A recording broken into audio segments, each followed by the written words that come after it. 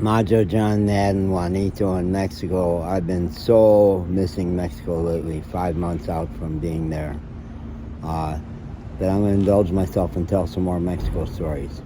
I just made 2 videos about El Diamante, the diamond, a 400-person pueblo where if there was a town government, which there wasn't, if there was a law there, which there wasn't, the primary law would be you greet everybody on the street.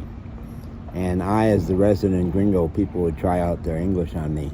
And one day I was sitting in a certain spot, and an old man rode by on a burro, which were really common around there. And as he rode by, he saw me and he yelled, "Thank you," which is the only English he knew. What a charming town it was. And if I had one place to go back to, which I'm planning to go back and live out my life there eventually, but if I had one town to go back to, it would be El Diamante. And the restaurant where I hung out, because they had a great Wi-Fi and I was loading my YouTube videos there, and the family just embraced me and helped me improve my Spanish and just made me a part of the family life around there. Sarita was one of the 2 servers. I just told stories about Maritza, who was the only non-family member there. Sarita was a niece who was living with the grandma and grandpa in their big house behind the restaurant. And she was tough. She was funny, real edgy taste. They had a big booming Bluetooth speaker there, and she would play really hard-edged Spanish, Mexican rock and roll. And she didn't dance, neither of the girls danced, but I would dance and show off for people. And so Sarita's famous line was, "No, John," because she ran the show. And I think it's something to do with the empowerment of women that's going on big time in Mexico from the top. And women are just claiming their power, so that sometimes in a store or a restaurant, low-paid worker will just take over and just act like the boss and the manager. He just claims the whole thing. And Sarita was like that.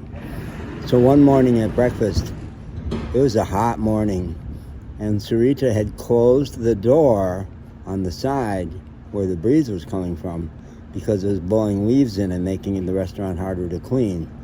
And everybody was saying, "Could you please open that door?" Don Miguel, the grandfather, No, she wouldn't do it. So on one of those occasions where she said no and stomped off back to the kitchen, I took a tortilla and, using it like a frisbee, bounced it off the top of her head, which everybody but Sarita loved. The other thing I did there that was way too over the top for her was there had been a quinceañera, 15-year-old coming out party for one of the girls. There was quinceañera birthday cake, and Mexican cakes are like to die for. So we were all having pieces of quinceañera cake with our breakfast. And flies were a pestilence there, as they are in lots of places in Mexico. And Don Miguel was really annoying with his fly swatter. Oh, whack, whack, whack, whack. So a fly landed on my piece of cake. And using my fork, my tenedor, I drove it deep into the cake. People were impressed with that. Then I calmly did a boy thing and ate that piece of cake. And it was a collective from the women around the table. The other "no, John" I got from her was, there was a killer dog, a large dog that had seemed very sweet, but over a food fight one morning revealed that he was a genuine killer.